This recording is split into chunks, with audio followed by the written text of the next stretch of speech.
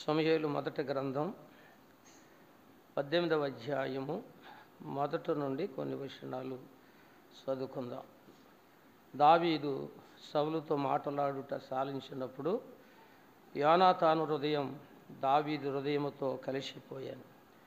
యోనాతాను దావీదును తన ప్రాణ స్నేహితునిగా భావించుకొని అతను ప్రేమించాను. ఆ దినమున అతని తండ్రి ఇంటికి తిరిగి అతను వెళ్ళనీయక సౌలు అతను చేర్చుకునేను.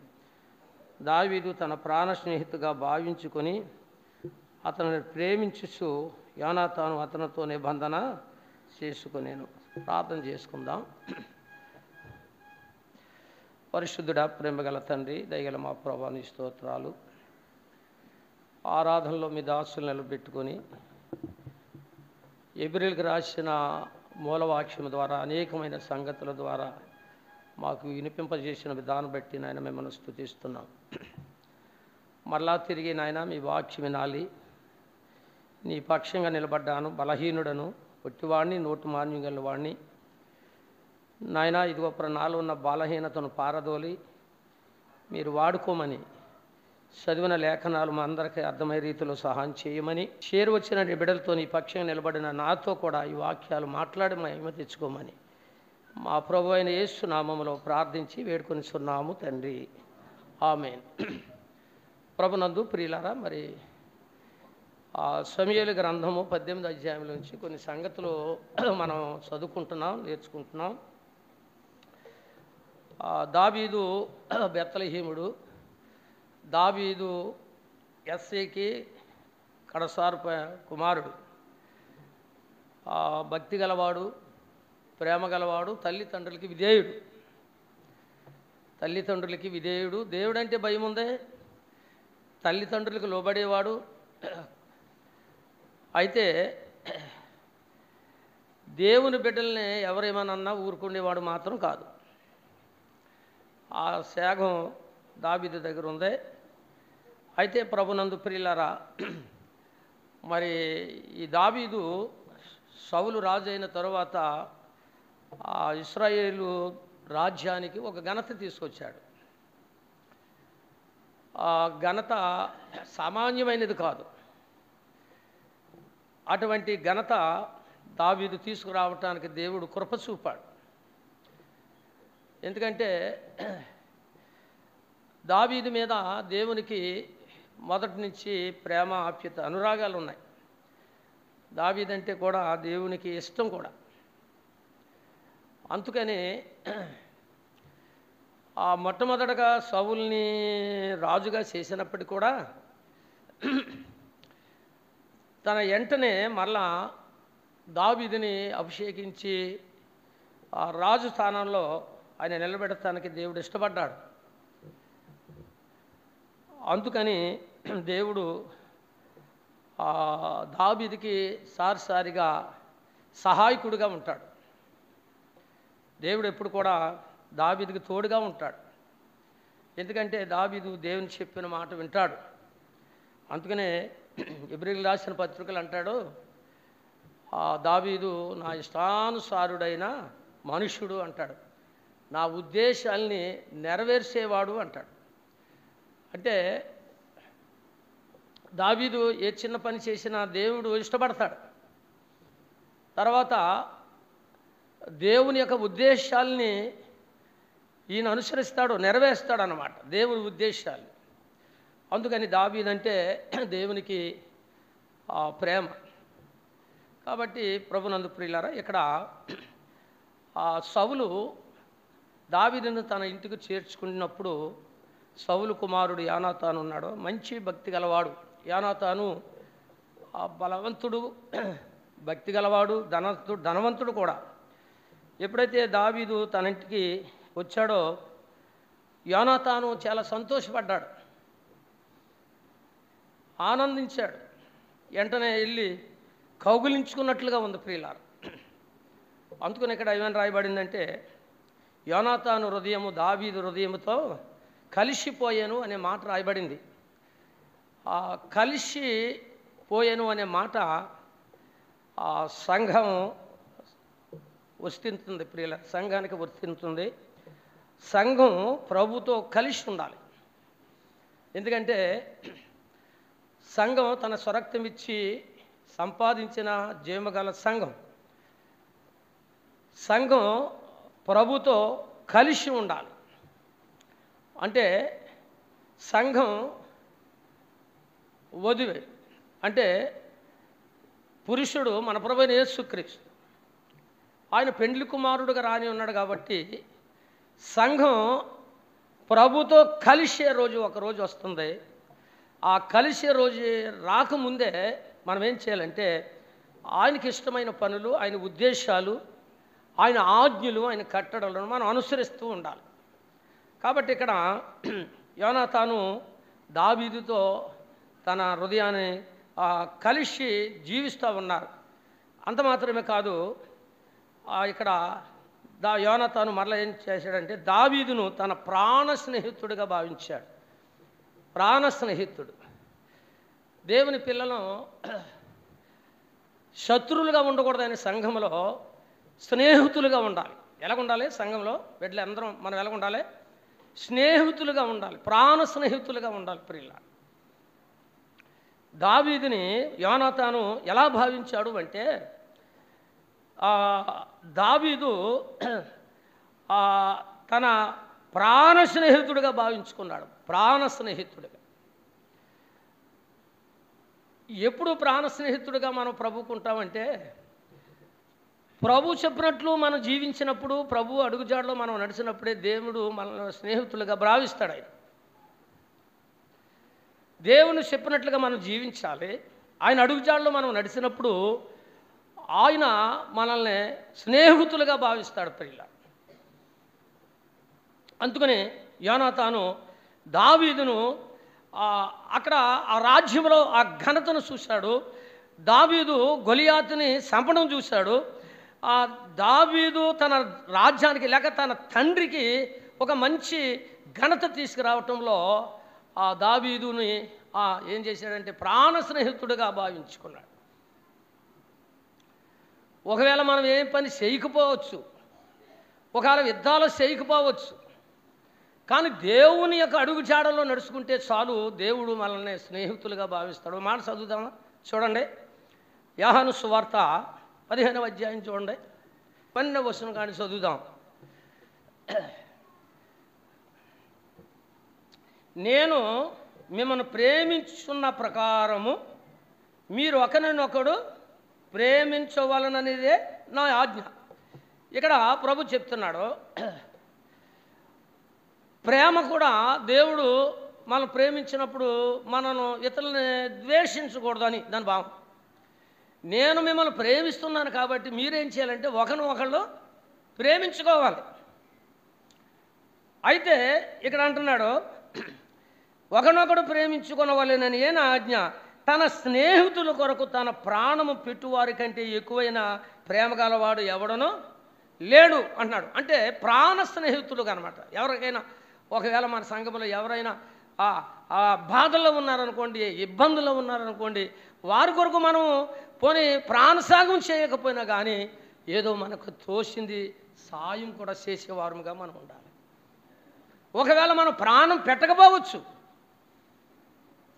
కానీ మనం ఏం చేయాలంటే ఆ దేవుని పిల్లల కొరకు మనం ఏం చేయాలంటే త్యాగమూర్తులుగా వాళ్ళు ఎక్కడున్నా సరే మనం ఏం చేయాలంటే ప్రియులారా ప్రేమించే వాళ్ళము పరుగులెత్తి పరామర్శించేవారముగా ఉండాలి.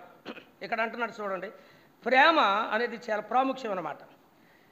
నా ఆజ్ఞ అన్నాడు, ప్రేమించడం అనేది నా ఆజ్ఞ అన్నాడు. తర్వాత తన స్నేహితుని కొరకు తన ప్రాణ పెట్టువానికంటే ఎక్కువ ప్రేమ గలవాడు ఎవడో లేడు. నేను మీకు ఆజ్ఞాపించిన వాటిని చేసిన ఎడల మీరు ఏమవుతారు? నాకు నేను మీకు ఆజ్ఞాపించిన ఆజ్ఞలు మీరు అనుసరించిన ఎడల, లేకపోతే నా మాట మీరు విన్న ఎడల మీరే నా స్నేహితులు. అమ్మా అర్థమైందా? కాబట్టి ఇక్కడ అంటున్నాడు ప్రియులారా, ఏమంటున్నాడంటే నేను మీకు ఆజ్ఞాపించు వాటిని చేసిన ఎడల మీరు నా స్నేహితులై ఉందురు అన్నాడు. ఇప్పుడు అబ్రహాముని తీసుకుందాం. అబ్రహాముని దేవుడు పిలిచాడు, వచ్చాడు. బిడ్డలు లేరు, అడిగాడు, ఇచ్చాడు.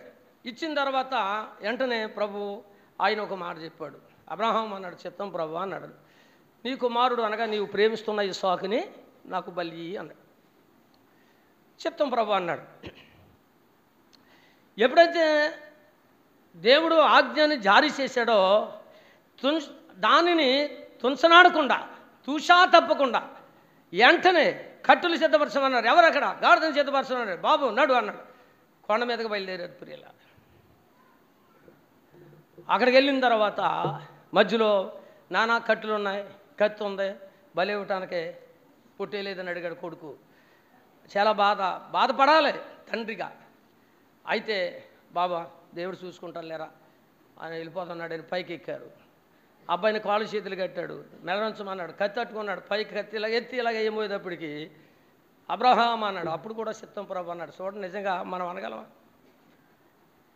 లేక బిడ్డనిచ్చినప్పుడు ఆ బిడ్డను బలిమ్మంటున్నావా నువ్వు? ఇదేనా నీకు న్యాయం? ఇందుకనేనా నేను ఎక్కడి నుంచో ఊజి దేశా నుంచి ఇక్కడికి వచ్చింది? అందుకనేనా? బిడ్డను లేక అడిగితే ఓ బిడ్డనిచ్చావా, మళ్ళీ నరకమంటున్నావా? అంతా మనం అయితేనే. కానీ అబ్రహాము ప్రియులారా చిత్తం అంటున్నాడే తప్ప మారు మాటలేదు ప్రియులారా. అప్పుడు అన్నాడు, చిత్తం అన్నాడు, ఇదిగో నీవు నీ కుమారుని నాకు బలి ఇవ్వటానికి నువ్వు వెనకాడలేదు కాబట్టి, ఇందుకు నీవు నాకు భయపడిన వాడు కాబట్టి నీ కుమారునికి మారుగా అదిగో పొట్టేలు ఉంది, బలి అర్పించుకున్నాడు. అందుకనే అబ్రహాముని ఏమన్నాడంటే, అబ్రహాము నా స్నేహితుడు అన్నాడండి. ఎంత మంచి మాట చూడండి ప్రియుల. అబ్రహాముని ఎవరండి అంత గర్వంగా ఎవరు చెప్పుకుంటున్నారు? అబ్రహాముని అన్నాడు. అబ్రహాము నా స్నేహితుడు అన్నాడండి. కాబట్టి ఇక్కడ ప్రియులారా దావీదుని యోనాతాను ప్రాణ స్నేహితుడిగా భావించాడు. దేవుని పిల్లలము ప్రియులారా స్నేహితుడు. ప్రియులారా స్నేహితుడు అంటే ఏంటంటే ఒకళ్ళ అవసరాలు ఒకరు తీసుకునేవాడే నిజమైన స్నేహితుడు ప్రియులారా.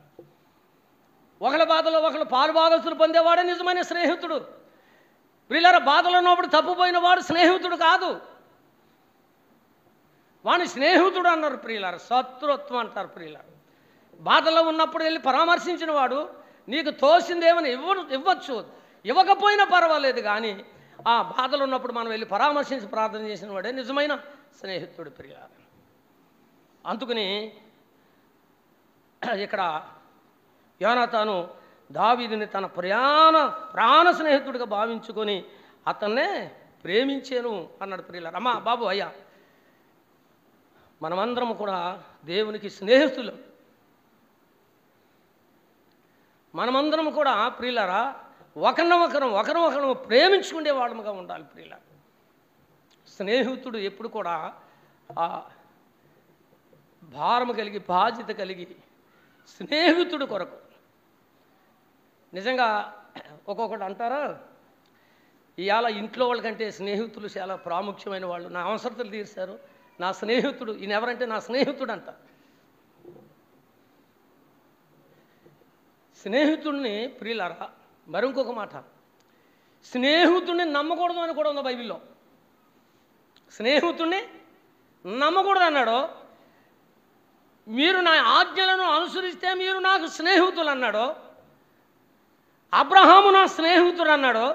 స్నేహితుడిని నమ్మొద్దు అన్నాడు. ముఖ్యంగా స్నేహితుడిని అసలు నమ్మొద్దు అన్నాడు. అంటే దానికి కారణం ఏంటి? ఆలోచన చేయండి ప్రియుల. స్నేహితుడు ప్రియులరా కపట ప్రేమను ఒలకబోసేవాడు కపట స్నేహితుడు. స్నేహితుడు ప్రియులరా మనకు అర్థమైపోద్ది. మన నిజమైన స్నేహితుడు ఎవరో మనకు అర్థమవుద్ది. మన కొరకు ప్రాణత్యాగం చేస్తాడు, మన కొరకు పాటలు పడతాడు, మన కొరకు త్యాగం చేస్తాడు ప్రియులారా. దొంగ సూపులు దొంగ అలవాట్లు ఉండవు వాడి దగ్గర. అందుకని నేను అన్నాడు, నా ఆజ్ఞలను మీరు అనుసరిస్తేనే మీరు నాకు స్నేహితులు అన్నాడు. చూడండి ఓ మాట మీకు అది కూడా నేను చూపిస్తే బాగుంటుంది. మీకా గ్రంథంలో 7వ అధ్యాయము 5వ వచనంలో ఉన్నది, స్నేహితుల యందు నమ్మిక ఉంచొద్దు అన్నాడు. ఇదేంటి? ఈ స్నేహితులు ఎవరు వీళ్ళు? సంఘాన్ని పాడు చేసేవాడు, సంఘంలో గలిబిలి పెట్టేవాడు, ఏమండి సంఘములో సమాధానాన్ని కోల్చిన వాడే, ఏమండి సంఘములో ప్రియులరా మరి గలిబిలి పెట్టేవాడు దేవునికి స్నేహితుడు కాదు ప్రియులారా. ఇదిగో స్నేహితుని యందు నమ్మకం ఉంచొద్దు అన్నాడు. ముఖ్య స్నేహితుని నమ్మొద్దు అన్నాడు. అంతే, ముఖ్య స్నేహితుని కూడా నమ్మొద్దు అన్నాడు. ఇంకో శ్రేష్టమైన మాట ఏమన్నాడో తెలుసండి,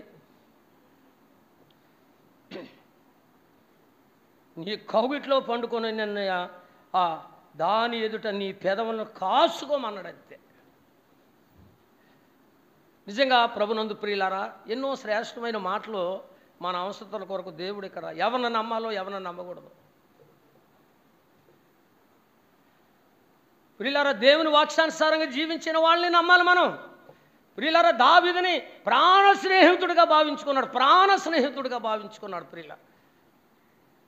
అంత మాత్రమే కదా, తనతోటి ఒక నిబంధన చేసుకున్నాడు ప్రియులారా. నిబంధన, దేవుడు ఇశ్రాయేలు పట్ల ఒక నిబంధన ఎలాగైతే చేశాడో అలాగే యోనాతాను దావీదుతో నిబంధన చేశాడు. ఏమని? ఆయన నిబంధన చేశాడు ప్రియులారా. స్నేహితుడిని భావించుకున్నాడు, అతను ప్రేమించు యోనాతాను అతనితో నిబంధన. ఎందుకంటే ప్రియులారా, మన ప్రేమ ఎప్పుడు ఇలా ఉండిపోవాలి, ఇలా నిలిచి ఉండిపోవాలి. మన ఇద్దరు ఏ భేదం రాకూడదు, మన ఇద్దరు ఎప్పుడు కలహాలు రాకూడదు. నా కుటుంబం ద్వారా కానీ నీ కుటుంబం ద్వారా కానీ మనం ఎప్పుడు కూడా ప్రాణ స్నేహితులుగానే మన ప్రేమలో నిలిచిపోవాలి. ఒక నిబంధన చేసుకున్నాడు ప్రియులారా ఇద్దరులో. దేవుని పిల్లలను కూడా ఎప్పుడు కూడా చనిపోయిన వరకు కూడా ప్రేమలో మనం నిలిచి ఉండాలి తప్ప ఏదో మాట అన్నారనో, ఇప్పుడు తండ్రి ఏదో మాట అంటాడు పిల్లల్ని, అంత మాత్రాన ప్రేమ నుండి ఇడిపోకూడదు.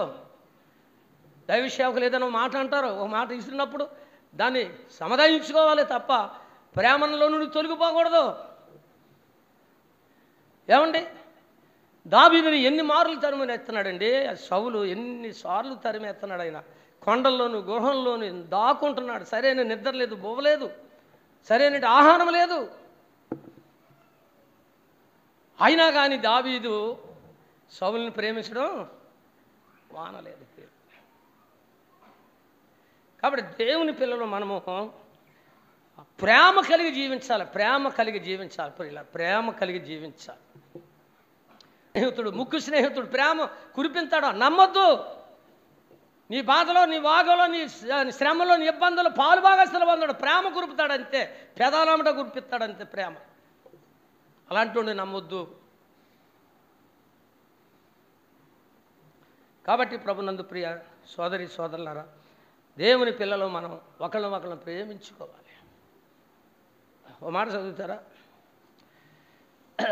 యోహాను సువార్త 10వ అధ్యాయము 34 వచనం చదువుతున్నాను చూడండి. యోహాను సువార్త 13వ అధ్యాయము 34వ వచనంలో ఇలా రాయబడింది. ఏంటి?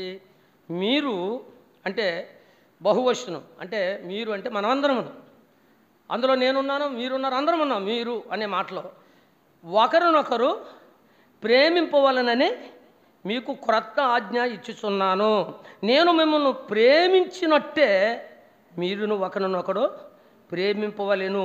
మీరు ఒకని ఎడలో ఒకడు ప్రేమ గలవారైన ఎడల దీనిని బట్టి మీరు నాకేమవుతారు? శిష్యులగుదురు అని తెలుసుకొనవలెను. మనం ప్రేమ కలిగి ఉంటే మనం దేవునికి శిష్యులం అవుతాం, దేవునికి దాసులం అవుతాం.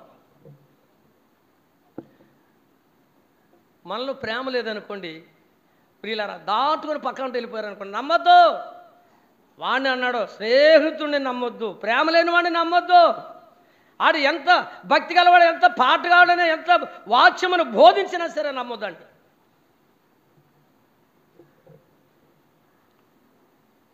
ప్రియులారా, నేను మిమ్మల్ని ఎలా ప్రేమిస్తున్నానో మీరును ఒకరినొకడు ప్రేమ గలవారైన ఎడల దీనిని బట్టి మీరు నా శిశువులని దీనిని అందరూ తెలుసుకుంటారు. అమ్మా, ప్రేమ శ్రేష్టమైంది అన్నాడు. ఏమన్నాడో? ప్రేమ ఏమన్నాడో కొరింథీయులకు రాసిన పత్రికలో? విశ్వాసము, నిరీక్షణ, ప్రేమ, ఈ నీటికంటే ప్రేమ శ్రేష్టమైనది అన్నాడు. ప్రియుల, ఆ ప్రేమే కలిగి ఉన్నాడు యోనాతాను. యోనాతాను ఆ ప్రేమను అనుసరిస్తున్నాడు ప్రియుల. అందుకని యోనాతాను ప్రియులారా అతని ప్రాణ స్నేహితుడిగా ప్రేమించి అతనితో ఒక నిబంధన చేసుకున్నాడు. అయితే వినండి ప్రియులారా, వీళ్ళిద్దరూ వీళ్ళ తండ్రి ఇతను చంపడానికి ప్రయత్నాలు చేస్తున్నాడు దావీదుని. కారణం ఏంటి మీకు తెలుసు కదండి. ఎందుకు చంపుతున్నాడు, ఏం చేశాడు దావీదు? ఎవరికైనా తెలిసి ఉంటే చెప్పండి. ఏం చేశాడు దావీదు? ఇప్పుడు దావీదు మరణానికి తగినట్టుగా ఏదైనా పాపం చేశాడా? ఏదైనా తప్పుదమ్మ చేశాడా? ఏం చేశాడు చెప్పండి. ఏం చేశాడు దావీదు? ఏం చేశాడని సౌలు అతన్ని చంపడానికి ప్రయత్నాలు చేస్తున్నాడండి. వాళ్ళు తంబూరతోటి నాట్యం ఆడుకుంటూ సంతోషంగా మా దేశానికి మంచి ఘనత తీసుకొచ్చాడు. కూడుంటుకుంటానికి లేకోకుండా, నిద్రోతానికి లేకోకుండా మమ్మల్ని 40 దినాల నుంచి బెదరేసేస్తున్నాడు. శవాలు విసురుతున్నాడు. ఆడు అంగిసూతే మా భయం వేసి సరైన అన్నం తినడానికి లేకుండా చేశాడు ఆడు. అలాంటి వాడిని దావీదు చంపు పక్కన పెట్టాడు. మా దేశానికి ఘనత వచ్చిందని వాళ్ళ చక్కగా అందరూ పిల్ల పాపలతో అందరూ సంతోషంతో తంబూరాలతో ఆయించుకుంటూ వచ్చి ఆయనకి 10 ఏళ్ళును ఈయనకి 7 గోళ్ళు అనేదాడికి ఈయనకి బాధ ఏముంది? శబాష్, దావీదుకి మంచి పేరు తీసుకొచ్చారని ఘనత తీసుకురావాలి రాజు. కానీ దాని ద్వారా ఇతనికి ఏమొచ్చిందంటే ఈర్ష్య వచ్చింది.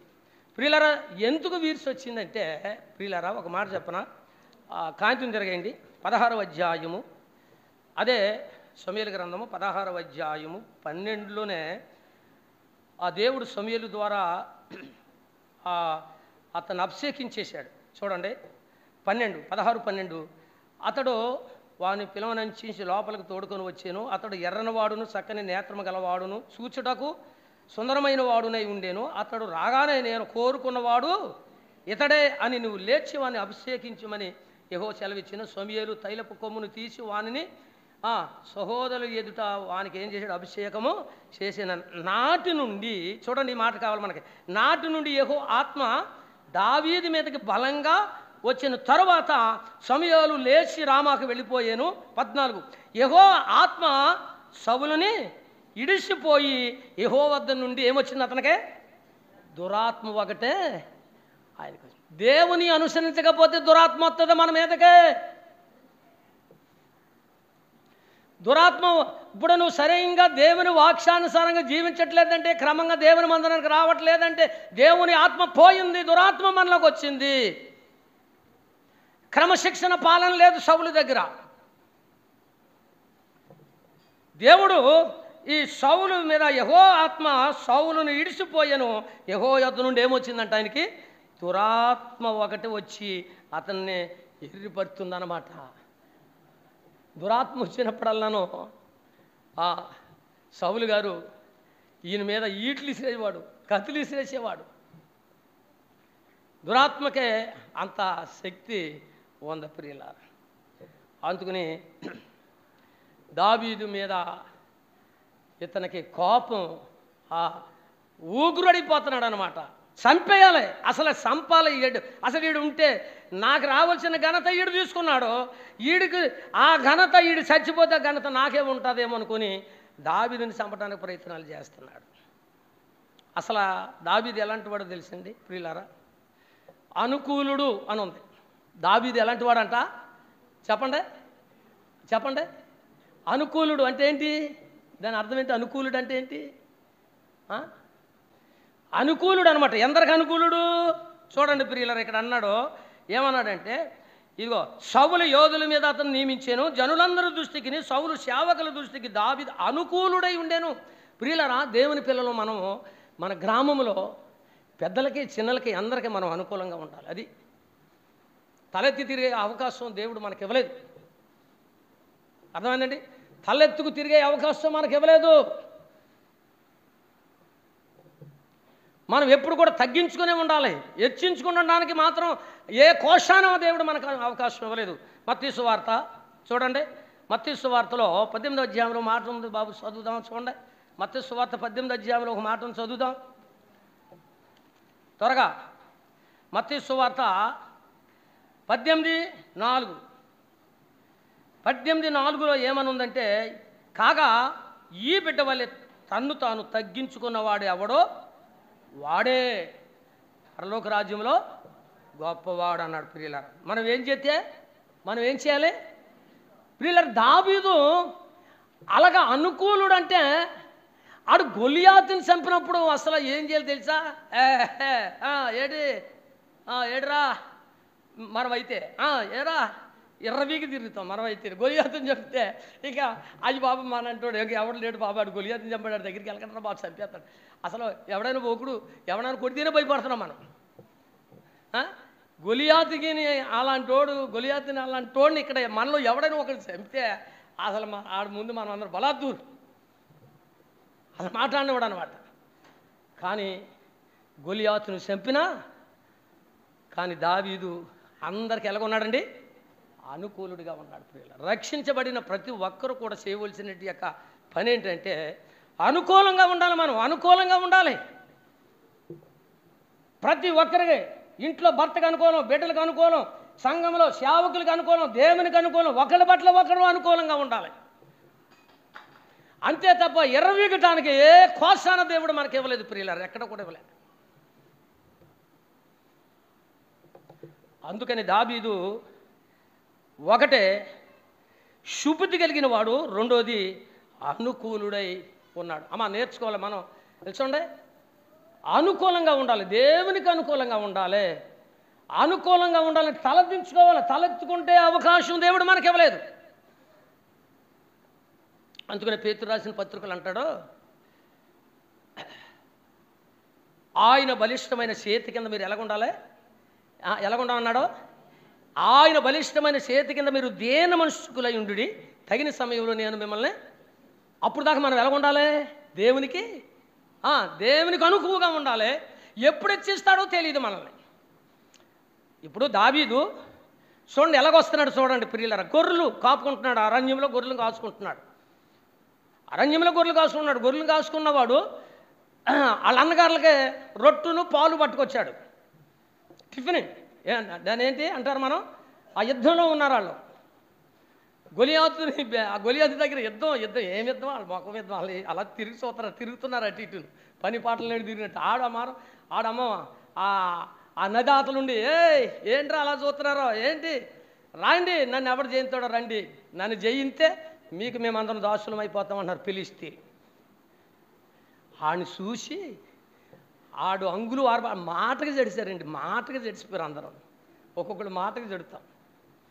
పురిలారా, దావీదు చూశాడంతే, ఒకే ఒక మాట నచ్చి, ఈడెవడ సున్నత లేని ఫిలిష్తీయుడు ఇశ్రాయేలీల మీదకే వస్తున్నాడని పౌరుషం వచ్చింది, బాధ వచ్చింది, నెమ్మదలేదు, ప్రాణం నెమ్మదలేదు. ఇంకొకటి దగ్గరికి వెళ్ళిపోడు. ఏమంటే ఈయన్ని చంపితే ఏమవుతారంటే ఆ రాజ్యం ఇచ్చేస్తారు, వాళ్ళ అమ్మాయిని ఇచ్చి పెళ్లి చేసేస్తారంటే అవన్నీ నాకు ఇంతగానే అని చెప్తాను. నేను రాజుగారి దగ్గరికి తీసుకెళ్ళాలంటే రాజుగారి దగ్గరికి వచ్చాడు. ఒరే బాబు నీకు ఎందుకురా బాబు, మేకలను కాసుకుంటూ వాడు, నువ్వు ఎందుకురా, నీకు ఈ పని వెళ్ళిపో అన్నట్టు. ఆడెవడనుకుంటున్నా? సౌలు అంటున్నాడు రాజు. ఆడు బాల్యము నుండి యుద్ధాభ్యాసము కలిగిన వాడితో నీకు షాట వద్దు బాబా అన్నాడు. అయ్యా చిత్తం మహాప్రభు అన్నాడు. ఏడ్రా అన్నాడు. అయ్యా నేను ఓ లోయలో నేను గొర్రెలు కాసుకుంటున్న సమయంలో ఎలుగుబంటి వచ్చేసిందండి. నా ఎలుగుబంటి వచ్చి నా గొర్రె పిల్లను పట్టుకుని వెళ్ళిపోతుంటే పరుగుల మీద వెళ్ళిపోయి ఎలుగుబంటి మీద కలబడిపోయి ఎలుగుబంటి నోట్లో ఉన్న నా గొర్రె పిల్లను లాక్కున్నాను, దాన్ని చంపేశాను. అదే సమయంలో ఒక సింహం వచ్చింది, నా గొర్రె పిల్లను పట్టుకొని వెళ్ళిపోతుంటే దాన్ని కూడా తరిమి పట్టుకొని మెడ మీద పడి దానితో పోరాడి నా గొర్రె పిల్లను తీసుకున్నాను. ఆ ఎలుగుబంటి కంటేను ఆ సింహం కంటేను ఆఫ్టర్ ఆల్ ఈడంతండి అనేదానికి రాజుగారికి ఎలాగుంది? ఒరే అవన్నీ తొడగంటారా బాబు వీడికి అన్నారు తోడుగారు. ఏం చేస్తాడు? ఏమి చేయి, నాకు ఇవన్నీ వద్దు కానివ్వండి బాబు, ఒరిశాలే ఉండన్నారు. ఒరిశాలంటే చిన్నప్పుడు మనం కాకుల్ని ఏడుశనగశీలో కాకులను కాస్తానికి ఒరిశాలు ఉండేది కదా, అలాంటిది ఒకటి సిద్ధపరుచుకున్నాడు. నున్న రాళ్ళు తీసుకున్నాడు, ఒరిశాలు తీసుకొని వెళ్తున్నాడు. ఆడన్నాడు, ఎరా నేను కుక్కను అనుకుంటున్నావు, నన్ను కొడతాకొస్తున్నా, ఈరోజు నేనేం చేస్తానో చూడు, నిన్ను చంపి నీ మాంసం కాకులకి గెదలకి ఇసిరేస్తాను అన్నాడు. వాళ్ళ దేవత పేర్లను పెట్టి అని చేపిస్తున్నాడు. అప్పుడు ఒకే ఒక మాట పలికాడు. ఆ చిన్నతనంలోనే ఆ మాట ఎలాంటి శ్రేష్టమైన మాట చూడండి. నీవు ఆయుధాల మీద ఆధారపడి వస్తున్నావు, నేను యెహోవా పేరట నేను నీ మీదకే వస్తున్నాను. ఈరోజు యుద్ధం మాట చెప్పనండి. నిర్గమకాండంలో మాటను చదువు బాబు. చాలా మంచి మాట అది. దేవుని కృప వల్ల 14వ అధ్యాయము 14 చదువు బాబు. 14 చదువు. నిర్గమకాండము 14:14లో ఒక మాట ఉంది.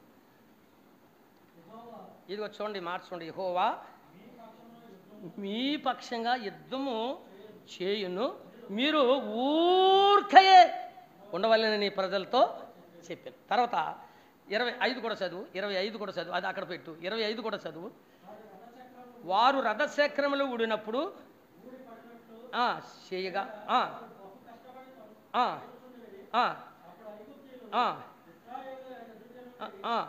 పారిపోదాము రండి. ఈ మాట చూడండి, ఈ మాట పట్టుకోండి. యెహోవా వారి పక్షంగా మనతో యుద్ధము చేస్తున్నాడని చెప్పుకొనిరి. ప్రియులరా, యుద్ధము ఎవరిదండి? యెహోవాది. ఎవరి పక్షంగా? అందరి పక్షంగా కాదు. అందరి పక్షంగా చేయడైనా ఆయనకు అనుకూలుడైన వారి పక్షంగా దేవుడు చేస్తాడు యుద్ధం. ప్రియులరా, గొలియతుని చంపాలంటే ఎవరికి తరం కాదు. అశానుభావులైన వారు, ఇశ్రాయేలీలో అజానుభావులైన వారు అడిగి జడిసి పక్కకి తొలగిపోతూ ఉన్నారు. ప్రియులారా, అలాగనే 80 కుమారులైనటి యొక్క యశ్వి కుమారుల్లో పెద్ద పెద్ద కానీ వాళ్ళు అజానుభావులు అంటారు. జానుభావులు. ప్రియులారా, వాళ్ళే గొలియాతుని చంపలేక ఎర్రిమొఖాలు వేసుకుని చూస్తున్న సమయంలో దేవుడు గొలియాతు చంపడానికి దేవుడు దావీదు పక్షంగా యుద్ధం చేశాడు. ఇక్కడ ఐగుప్తీయులు అంటున్నారు, వారి పక్షంగా యెహోవా మనతో యుద్ధం చేస్తున్నాడు. ప్రియులారా, గమనించండి. దేవుడు మన పక్షంగా ఆయన అంటాడు, నా పక్షంగా మీరుండిన ఎడల ఎవరు మీకు విరోధులు కాదంటాడు. దేవుని పక్షంగా మనం ఉంటే చాలు. ఇప్పుడు దేవుని పక్షంగా ఉన్నాడు దావీదు. తరుముతా ఉన్నాడు. ప్రియులారా, తరుముతా ఉన్నాడు. ఈ సాక్ష్యం యోనాతానికి తెలియదు. ఆయన చంపుతున్నాడన్న సాక్ష్యం తెలియదు. తర్వాత తెలుసుకున్న తర్వాత మా నాన్న నిన్ను చంపడానికి ప్రయత్నాలు ఉన్నాడు. ఎందుకు చంపుతున్నాడో కనీసం ఒక మాట కూడా నాతో చెప్పలేదు. నేను ఎందుకు చంపుతున్నాడో కూడా నాకు తెలియదు. కాబట్టి నువ్వు వెళ్ళిపో అని చెప్పేసి ఆయన పంపేశాడు. ప్రియులారా, ఆయన 600 మందితో బయలుదేరాడు. ఆయన దావీదుతో ఎంతమంది ఉన్నారంటే 600 మంది ఉన్నారు.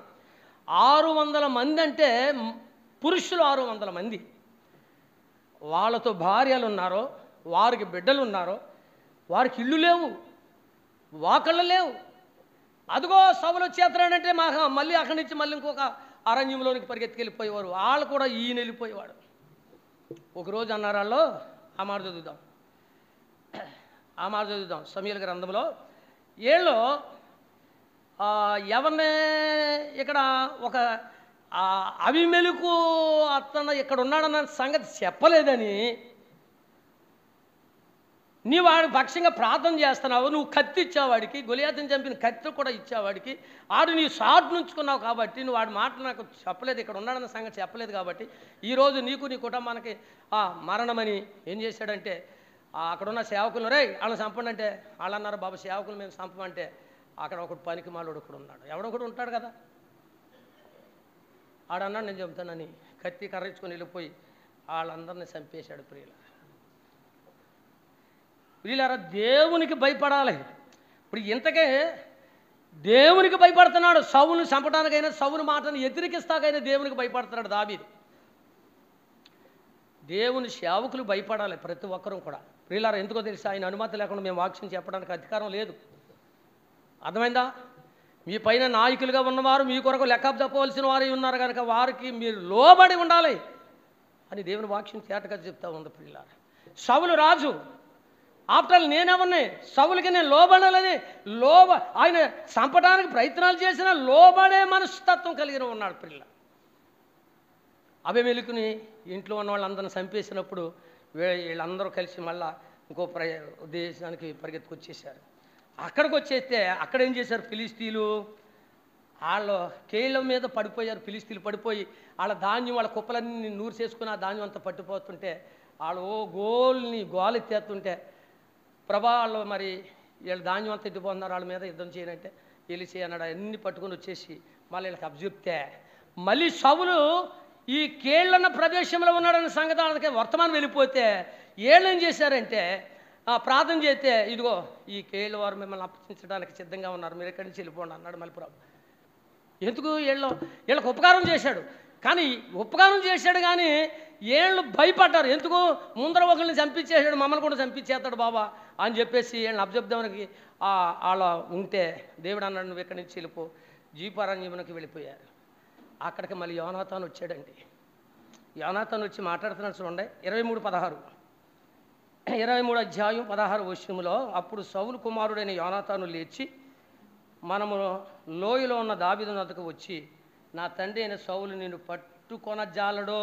ఏమంటాడు చూడండి, నా తండ్రి అయినా సౌలు నిన్ను పట్టుకొన జాలడు, నీవు భయపడద్దు, భరోసా, ఈడు ప్రాణ స్నేహితుడు అంటే ఇలాంటి వాడు. తండ్రి చంపుతుంటే కుమారుడు దావీదుకి సలహాదారుడిగా ఉన్నాడు. నువ్వు భయపడక దావీదు, మా బాబు ఏమి నిన్ను చంపలేడు, అసలు నువ్వు జడవద్దు. అసలు ఎంత భరోసా ఎత్తున్నాడండి. అదే మనమైతే మన తండ్రికి శత్రువు కదని చెప్పేసి మనం కూడా మా తండ్రి సపోర్ట్ వెళ్ళి చంపడానికి ప్రయత్నాలు చేస్తాం. అక్కడ చేసిన వాగ్దానం అలాంటిది ప్రియుల. ఇక్కడ అంటున్నాడు చూడండి, దావీదు వద్దకు వచ్చి నా తండ్రి అయిన సౌలు నిన్ను పట్టుకొని జాలడు, నువ్వు భయపడవద్దు, నువ్వు ఇశ్రాయేలులకు రాజు అగుదువు. అబ్బా ఎంత చక్కనే భరోసా ఎత్తున్నాడు. నేను నీకు సహకారినవుదును, నువ్వు ఇశ్రాయేలుకి రాజు అవుతావు, నేను నీకేమవుతాను, సహకారిగా ఉంటాను, నేను సహకారులుగా ఉంటాం. అది నిజమైన స్నేహితుడు, నిజమైన ప్రేమ. ఇది నిజమైన ప్రేమ. ఎవరైనా ఒక ఇంట్లో పని చేస్తే మనమందరం సహకారులుగా ఉండాలి, పక్కనిచ్చుకుని వెళ్ళిపోకూడదు. ఆడు నిజమైన స్నేహితుడు కాదు, ఆడు నిజమైన వాడు కాదు ప్రియులారా, శత్రు. అందుకునే స్నేహితుడు నువ్వేం చేయొద్దు, మేక గ్రంథంలో అంటున్నాడు, నమ్మొద్దు వాళ్ళని. అలా కపట వేషాలు చూపిస్తారంటే వాళ్ళని నువ్వు నమ్మటానికి వీల్లేదు. దావీదుని దగ్గరికి వచ్చి అన్నాడు, అరణ్యంలో ఉన్నాడు, దిక్కుతోసగా ఉన్నాడు, సలహాదారుడిగా భరోసాగా అక్కడ దావీదు నువ్వు భయపడకయ్యా, మా బాబు నిన్ను అసలు పట్టజాలడు, నిన్ను అసలు ఏం చేయడు. అసలు ఇంకో మాట చెప్తున్నాను, నువ్వు ఇశ్రాయేలుకి ఏమవుతావు తెలుసా, రాజు అయిపోతావు. నిజంగా ఎంత భరోసా అయిన మాటలు ఇస్తున్నాడు. అంత మాత్రమే కాదు, నువ్వు రాజు అవుతావు, నేను నీకు సహకారినవుదును. ఇదే నా తండ్రి అయిన సౌలుకు తెలియనుందని అతనితో చెప్పి దేవుని బట్టి అతనిని బలపరిచాను. అబ్బా ఎవరిని బలపరిచాడండి యోనాతాను ఎలా ఏంటంటే అరణ్యంలోను, వాగుల్లోనూ, త్వరల్లోనూ, చెట్ల మీద, పుట్ల మీద కూర్చొని కాలం గడుపుతూ ఉన్నాడు ప్రియుల. అతను బలపరిచాడు ప్రియుల.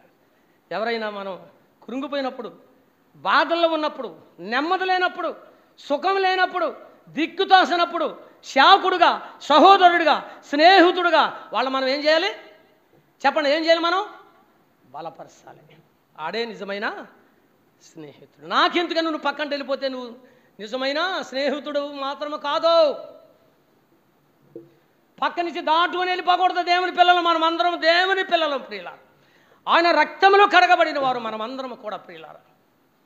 ఎవరైనా బాధలో ఉన్నప్పుడు బలపరచడం నేర్చుకోవాలి. కుంగిపోయినప్పుడు ప్రియులార వాళ్ళని లేవనెత్తడానికి ప్రయత్నాలు చేయాలి తప్ప పక్క నుంచి వెళ్ళిపోయేలాగా ఉండకూడదు. ఇందాక బ్రదర్ తమ్ముడు మాట చెప్పాడు,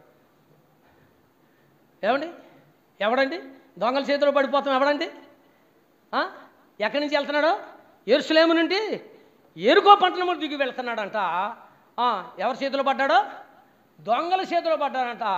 వాళ్ళని కొట్టి కొరపేనాలతో వదిలేసేసి ఆడ దగ్గర ఉన్నాయని పట్టిపోయారంట. ఎవరు వెళ్తున్నారు ఆ దారిని? ముందర ఎవరు వెళ్ళారు చెప్తాముడు, బాబు చెప్పు, ముందర ఎవరు వెళ్ళారు? దేవుని నమ్ముకున్న వాళ్ళు వెళ్తున్నారు. ఏమండి, యాజకులు వెళ్తున్నారు ప్రియులారా, యాజకులు వెళ్ళారు. నువ్వు యాజకుడువా? బల్లగుద్దు చెప్తావు ఇక్కడ, బల్లగుద్దు చెప్తావా? అలాగుండండి ఎలాగుండని చెప్తావా? బాధలో ఉన్నవాడిని హాహా అని వెళ్ళిపోతావా?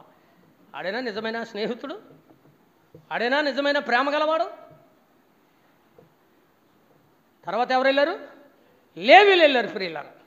యాజకులు వెళ్ళారు, లేవీలు వెళ్ళారు, పట్టించుకున్న నకళ లేదు. ప్రియులారా ఎందుకో తెలుసా? మనకు బుద్ధి కలుగుతానికి అవన్నీ రాసి పెట్టి ఉంచాడు అక్కడ. ప్రియులారా యాజకులుగా పనిచేస్తున్నాం, లేవులుగా పనిచేస్తున్నాం మనము.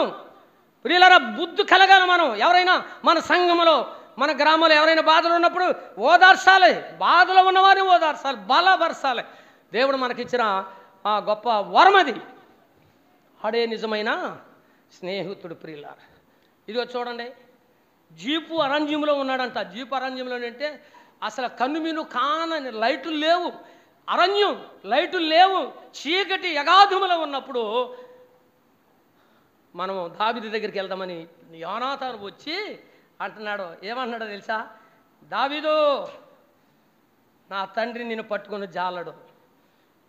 నిజమా అన్నప్పుడు ధైర్యం వస్తుంది. మా తండ్రి నిన్ను పట్టుకోలేడు అన్నప్పుడు ధైర్యం వస్తుంది. తర్వాత ఏమన్నా నువ్వు భయపడొద్దు, ఇంకా ధైర్యం వస్తుంది.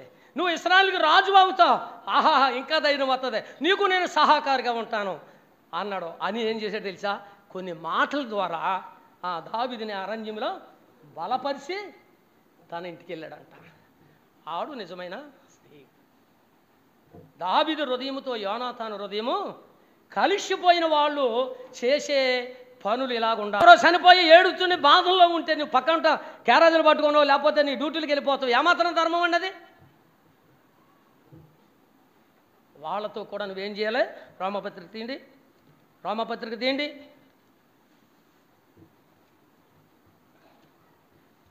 రోమపత్రిక 12వ అధ్యాయం చూడండి బాబు. కొన్ని సంగతులు మనం నేర్చుకుంటే మంచిది. రోమపత్రిక 12వ అధ్యాయము 16వ వచనంలో మనం మాట్లాడదాం. లేక 15 కాడి నుంచి చదువుతున్నాను చూడండి. సంతోషించు వారితో సంతోషించుడి. ఈ పని చేస్తాం మనం, ఈ పని చేస్తాం. అమ్మా రాజమండ్రి పెళ్ళికి వెళ్తున్నాం రారా, బస్సు పెట్టేసామంటే గబగబ తయారైపోయి బొట్లు పెట్టేసుకుని బోనాలు పెట్టేసుకొని అంటే లేక కదా. ఏడుసు వారితో ఏడుబుడి అని ఉంది, ఆ పని మనం చేయం. ఏడుసు వారితో ఏడ్చే పని మనం చెయ్యం. ఇది మనకి ఇష్టపడం. మార్తా మరియా ఏడుతున్నారంట. మార్తా మరియా ఏడుతున్నారంట. లాజరు చనిపోయి, రోగు అయి ఉన్నాడు, చనిపోయి సమాధిలో పెట్టేశారు. ఏడుతున్నారంట. ఏడ్చి వాళ్ళతో దేవుడు ఏడ్చాడా లేదా? ఏడ్చి వాళ్ళతో ఏడ్చాడా లేదా? ఏడ్చాడండి. ప్రభువే వాళ్ళతో ఏడ్చాడు ప్రియులారా. కన్నీళ్లు కార్చాడు ప్రియులారా, కన్నీళ్లు కార్చి. దేవుని పిల్లలము నిజమైన ప్రాణ స్నేహితుడండి యోనాతాను. బలపరిచాడండి అరణ్యంలోనికి వెళ్ళి. నువ్వు భయపడకు దావీదు, ఇశ్రాయేలుకి రాజు అయిపోతావు నువ్వు. మా బాబు నేనేమి చేయలేడు, ఆడి వల్ల కాదు, నువ్వు భయపడకో అని చూడండి. నీవు ఇశ్రాయేలులకు రాజు అగుతావు, నీకు నేను సహకారిని అవుదానని ఇది నా తండ్రి అయిన సౌలునకు తెలియ ఉన్నదని అతనితో చెప్పి దేవుని బట్టి ఏంటంట, దేవుని బట్టి అతను ఏం చేశాడు? బలపరిచాడు. బలపరిచేటప్పుడు మనం ఏం తెలుసా? దేవుని మాటలను బట్టి బలపరచాలి. నిజంగా ఎంత ఊపిరి పీల్చుకున్నాడండి అరణ్యంలో ఉన్నవాడు, ఊపిరి పీల్చుకున్నాడండి. అసలు ఇది అంటారు చూసారు, ఏనుగులు బలం అంటారు చూసారు, అంత బలం వచ్చేసింది ఈ మాటలు చెప్పేటప్పటికి. ఆ ప్రియులారా, యోనాతాను చేసుకున్న నిబంధన శ్రేష్టమైంది. మనం కూడా ప్రభుత్వం నిబంధన చేసుకుంటాం. బాప్తిసం తీసుకున్నప్పుడు, అమ్మ నువ్వు ఎందుకు తీసుకుంటున్నావు బాప్తిసం? యేసు ప్రభు నీ కొరకు ఏం చేసి నా కొరకు చనిపోయాడండి, ఆయన కొరకు నేను కూడా చనిపోతానికే బాప్తిసం తీసుకుంటున్నానండి. మరి జీవితాంతకాలం ఆయనతో జీవిస్తావా? జీవిస్తానండి. ఆయన రాజ్యం నువ్వు చనిపోయేదాకా ఆయనతో జీవించడానికి ఎటువంటి అప్పుడే ఆ బాప్తిసం మళ్ళీ మాట రోజు నుంచి ఏం లేదు, ఆరాధనకు దూరం అయిపోతారు, ఏమీ లేదు, అయిపోయింది. మా ఏట బాప్తిసం తీసుకున్నాం, మరి ఆరాధన చేసుకున్నా ఏమీ లేదండి. జాగ్రత్త, దేవుణ్ణి లెక్క చెప్పాలి. దేవుని ఎదుట నిలబడే రోజు ఉంది. నీ నాటకాలు, నీ ఏడుపులు ఇక్కడే, అక్కడ కుదరదు. అర్థమైందంటే అక్కడ అయితే కుదరదు. నువ్వెందుకు బాప్తీసం తీసుకెళ్ళినావో, నువ్వెందుకు ఆయనకి దూరం పడుచుకున్నావో, ఎందుకు దూరం అవుతున్నావో, ఆయన శరీరంలో అయిన రక్తంలో పాలు భాగస్తులు పొందకుండా నువ్వెందుకు దూరం అయిపోతున్నావో ప్రభువుకు తెలుసు. ఒకవేళ నీ పక్కింటి వాళ్ళకి తెలపోవచ్చు, నీ స్నేహితుడికి తెలకపోవచ్చేమో, దేవుడికి తెలుసు. జాగ్రత్త. నీ నాటకాలు నీ తంతులు అన్నీ ఆయనకి తెలుసు, మనకు తెలియదు. అర్థమైందండి. కానీ నాటకాలు రాయుడు కాదండి యోనాతాను. ఏదో నాటకం 4 మాటలు చెప్పి దావీదుని బలపరచాలని రాలేదండి ప్రియులారా. అదొక వచ్చాడు, బలపరిచాడు, అది వెళ్ళిపోయాడు, తన ఇంటికి వెళ్ళిపోయాడు. ఈయన అరణ్యంలో ఉన్నాడు. అరణ్యంలో ఉన్న తర్వాత అక్కడికి ఒకడు వచ్చి అక్కడికి ఒకడు వచ్చి ఏమండి రాజు గారండి, జీపు అరణ్యంలో ఉన్నాడండి దావీదు అని చెప్పేశాడు. మళ్ళీ ఈయన అందరిని పట్టుకెట్టుకొని 3000 మందిని సైన్యాన్ని పట్టుకొని మళ్ళీ వచ్చేసాడు. దావీదుని చంపడానికి వచ్చేసాడు. ముచ్చటేసేసారండి. నిజంగా దొరికేశాడు అనుకున్నాం, నిజంగా దావీదు దొరికేశాడు అనుకున్నాను నిజంగానే. అలాంటప్పుడు మళ్ళీ దేవుడు ఒకడిని పంపించి, అయ్యా 23:26 అయితే సౌలు పర్వతం మీద ఈ తట్టున దావీదును ఆ జనులు పర్వతం మీద ఆ తట్టును పోతుండగా దావీదు సౌలు దగ్గర నుండి తప్పించుకొని పోవాలని త్వరపడుచుండెను. సౌలును అతని జనులను దావీదును అతని జనులను పట్టుకొని వాళ్ళని అతను చుట్టుకొని వచ్చిరి. ఇట్లుండగా దూత ఒకడు సౌలు వద్దకు వచ్చి, అయ్యా నువ్వు త్వరగా రమ్ము, ఫిలిష్తీయులు దండెత్తి వచ్చి దేశంలో సొరబడి ఉన్నారని చెప్పగా దావీదుని వెళ్ళిపోయాడంటే దేవుని కార్యాలు ఎలాగుంటాయి. నిజంగా దొరికేశాడు ఇక్కడ దావీదు. చుట్టముట్టడే ఇస్తారు. దేవుడు చూడండి, అతనికి మళ్ళీ వర్తమానం వచ్చింది. మళ్ళీ వెనక పరిగెత్తుకెళ్ళిపోయేటప్పటికి మళ్ళీ వచ్చేసాడు. మళ్ళీ వచ్చేస్తే అందులో ఒకడు అంటున్నాడు, 600 మందిలో ఒకడు అంటున్నాడు దావీదు, ఏమయ్యా ఎంతకాలం నువ్వు ఎలాగా అతనికి జడిసి ఇలా తిరుగుతావు, ఒక అవకాశం ఎలాగో పడుకున్నాడు, అక్కడ వెళ్ళి నరికేస్తాం, ఒక ఏటకి నరికేస్తానండి అంటున్నాడు. ఎవరినే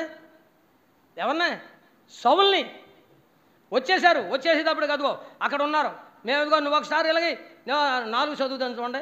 24:24లోకి వచ్చేసాం. 24:4 చూడండి. దావీదు జనులలో, ఇదిగో నీ దృష్టికి ఏది మంచిదో అది నీవు అతనికి చేయనట్లు నీ శత్రువుని నీ చేతికి అప్పగింతునని యెహోవా నీతో చెప్పిన దినము వచ్చినదని అతనితో అనగా దావీదు లేచి వచ్చి సౌలును తెలియకుండా ఏం చేశాడంట, అతనే పై వస్త్రమును శంగును కోసాను. చూసారా, సౌలు పై వస్త్రమును తాను కోసినని దావీదు మనస్సు, అసలు దావీదు మనస్సును వచ్చుకుందంటండి. ఏం కోసాడని? చంపాడా? ఆనవాళ్ళకి శంగు కోశాడు. కానీ నిజంగా దావీదండి నిజంగా శ్రేష్టమైన వాడండి. అసలు అతను అరణ్యంలో ఉండటం, ఆయన పైన ఉండటం, కిందకి దిగుతాం, పరిగెళ్ళాడతాం, అసలు అలా చదువుతూ ఉంటే మనకు అర్థమైపోతూ ఉంటుంది, చూసినట్టుగా ఉంటుంది ప్రియుల. నిజంగా వస్త్రపు శంగు కోసాడండి. చంపాలి. ఎందుకో తెలిసే, శత్రువు తరుగుతున్నాడండి. తరుగుతున్నప్పుడు శత్రువు దేతుకు దొరికాడు. ఏం చేయాలి? చంపాలి. కానీ ఏమంటున్నాడో చూడండి. 6 సౌలు పై ఇతడు యెహోవా చేత ఏం పొందినాడు? అభిషేకము నొందినవాడు గనుక యెహోవా అభిషేకుడైన నా ప్రభునకు నేను ఈ కార్యము చేయును, యెహోవాను బట్టి అతను నేను చంపను అని తన జనులతో చెప్పాను. ఏమయ్యా, చేతికి దొరికిన మనిషి వదిలేసే ఏదో గొడ్డు కోసుకొచ్చావేటయా, నిన్ను బట్టి మాకు సరైన కూడు లేదు కుమ్ము లేదు అన్నట్టుగా నువ్వు అతను చంపమంటే నువ్వు అతని శంగుని కోసుకొచ్చావంటే అప్పుడు అంటున్నాడు, అతడు యెహోవా చేత అభిషేకింపబడినవాడు. ప్రియులారా, ఒకవేళ దేవుడు మీ మధ్యలో ఒకవేళ ఈయన పాస్టర్గా నేను అభిషేకించక్కర్లే, దేవుడు ఎప్పుడో మనల్ని అభిషేకించేశాడు. ఈయన పాస్టర్ గారండి, ఈయన మనం అందరం అభిషేకిందామండి, తైలం పోసి రండి అనకెళ్ళదు. చూడండి, రోమపత్రిక యోహాను పత్రిక ఎప్పుడో అభిషేకించేశాడు మనల్ని దేవుడు. 2వ అధ్యాయం 20 చూడండి. 2వ అధ్యాయం యోహాను రాసిన మొదటి పత్రిక 2వ అధ్యాయం 20 వచనంలో ఇలా రాయబడింది. ఎలా రాయబడింది చూద్దాం. అయితే మీరు పరిశుద్ధిని వలన అభిషేకము పొందినవారు గనుక సమస్తమును ఎరుగుదురు. ఎవరంట? మీరు ఎవరి ద్వారా అభిషేకం పొందారు? మీరు పరిశుద్ధిని వలన అభిషేకం పొందారు. ప్రియులారా, తైలం పట్టుకొచ్చి పోసాకెళ్ళదు, దేవుడు ఎప్పుడో మనల్ని అభిషేకించేశాడు. ప్రియులారా, ఆయన అన్నాడు, మీరు పరిశుద్ధిని ద్వారా అభిషేకం పొందారు కనుక మీరు ప్రభువుని ఎరిగిన వారుగా ఉండాలి. తర్వాత 27 చూడండి. అయితే ఆయన వలన మీరు పొందిన అభిషేకం మీలో నిలిచి ఉన్నది కనుక ఎవడను మీకు బోధింపనక్కర్లేదు. ఎందుకో తెలుసా? బోధింపనక్కర్లేదు. ఆయన ఇచ్చిన అభిషేకము సత్యమే కానీ అబద్ధమో కాదు అన్నాడంతే. దేవుని ద్వారా అభిషేకింపబడిన వారు ప్రియులరా, తైలముతోనూ దాంతోనూ నూనెతోనూ అభిషేకించక్కర్లా, పరిశుద్ధాత్ముడి ద్వారా అభిషేకింపబడిన వారు ప్రియులరా. మనమందరం మనం ఎలాగుండాలి తెలుసా? దేవుని అనుసరించి జీవించాలి, దేవుని అడుగు జాడల్లో నడవాలి ప్రియులరా. అంత మాత్రమే కాదు, ఇక్కడ అంటున్నాడు దేవుని చేత అభిషేకింపబడిన వాడిని యెహోవాను బట్టి నేను అతన్నే సంపద. అయితే చూడండి ప్రియులరా, ఆ చెంగు కోసిన తర్వాత ఆయన వెళ్ళిపోడు, ఎవరి దారిన వాళ్ళు వెళ్ళిపోయారు. వెళ్ళిపోయిన తర్వాత మరలా వచ్చాడండి, మళ్ళీ చంపుతానికే మళ్ళీ వచ్చాడు.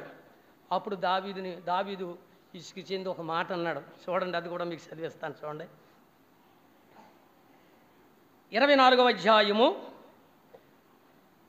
12వ వచనం లేక 11 ఆఖరులో ఒక మాట ఉంది. ఈ విషయమై నేను ఏ పాపము చేయని వాడునై ఉండగా నీవు నా ప్రాణము తీయవలెనని నన్ను తరుముచున్నావు. నీకును నాకును మధ్య యెహోవా న్యాయము తీర్చును. యెహోవా ఈ విషయంలో పగ తీర్చును కానీ నేను నిన్ను మాత్రం సంపను. పూర్వీకులు సామాన్యము చెప్పినట్లు దుష్టులు చేతను దౌర్జన్యమును పుట్టును కానీ నేను నిన్ను మాత్రం సంపను. ఇశ్రాయేలీయుల రాజు ఎవరిని పట్టుకొనును బయలుదేరి వచ్చున్నాడు. ఏ పాటి వాడిని తరుముతున్నావు? సచ్చినా కుక్కను కదా, మిన్నిలిని కదా. యెహోవా నీకు నాకును మధ్య న్యాయాధిపతి అయి తీర్పు తీర్చును కాదా? ఎవరిని తరుముతున్నావు అయ్యా? నేను ఏం చేశాను? నేను ఏ పాపం చేశాను? ఇదిగో మాట చెప్తున్నాను, దేవుడే నీకు నాకు న్యాయాధిపతి ఉంటాడు. సామెత చెప్పినట్లుగా నేను మాత్రం నిన్ను చంపను, కానీ మొత్తం మీద సావుందా నీకు? ఎవరో ఒకరు చచ్చిపోతా, ఎవరో ఒకరు చంపుతాడు నిన్ను, నేను మాత్రం చంపను. ఆ నేరం నా మీద వేసుకోను. దేవుడే నీకు న్యాయం తీరుస్తాడు అని ఏమన్నాడు తెలుసా? నువ్వు తరిమిది ఎవరినే? సచ్చినా కుక్కనే.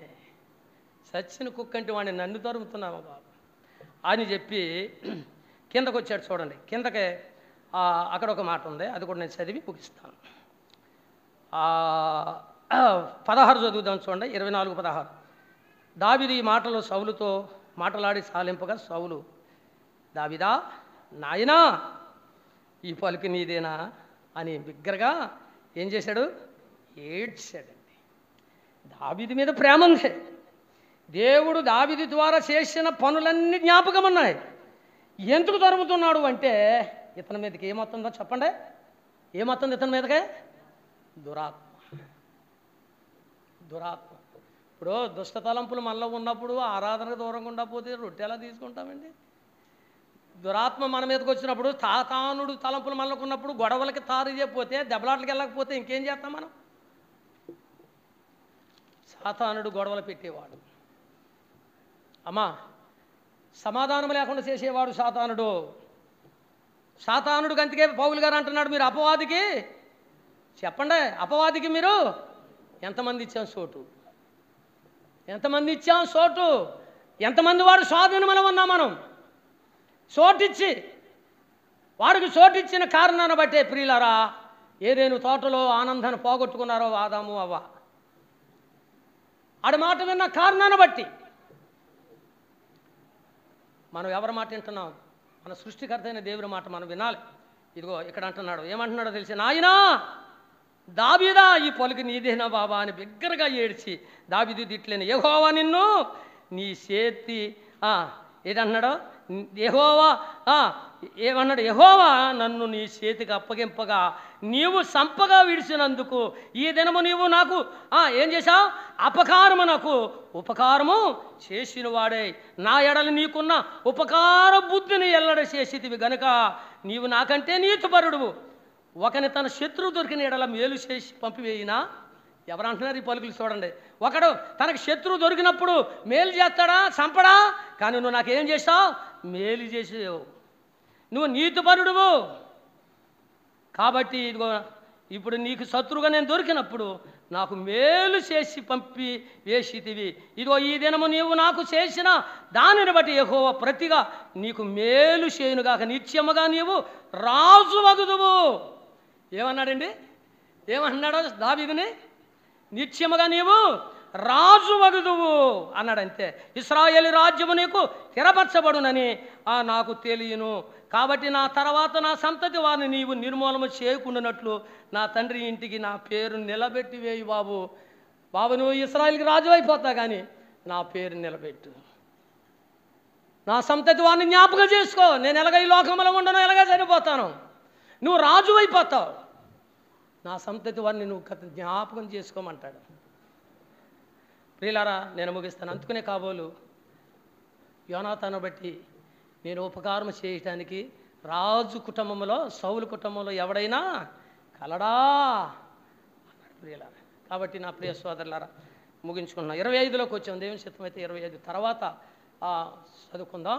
దేవుని చిత్తం అయితే ప్రియులారా, మనం నేర్చుకున్న సంగతులు అవి సత్యమని మనం గుర్తించి ఒకళ్ళ మనం ప్రేమించుకుంటుండడానికి బద్దులుగా ఉండాలి. రెండవదిగా ఒకళ్ళ పట్ల ఒకరు ఏడ్చేవారితో ఏడవాలి. ప్రియులారా, మరి ఎవరైనా కృంగిపోయినప్పుడు మనం మరి యోనాతాను దావీదుని అరణ్యంలో బలపరిచినట్లుగా మనము కూడా ఒకళ్ళని బలపరుచుకుంటూ ఈ లోకంలో మనం కొనసాగాలి. మనం ఎప్పుడు చనిపోతాం ఎవరికి తెలియదు. ఉన్న కొద్ది దినములు ఒకళ్ళని బలపరుచుకుంటూ, ఆదరించుకుంటూ, ప్రేమించుకుంటూ, స్నేహితులుగా ఈ లోకంలో దేవుని పిల్లలుగా కొనసాగించాలని నేను ప్రభుపేట వెచ్చించి ముగిస్తున్నాను. ఈ కొద్ది మాటలు ప్రభు మనందరి విడికిలలో దీవించి ఆశీర్వదించునుగాక. ఆమేన్. అందరికీ వందనాలండి.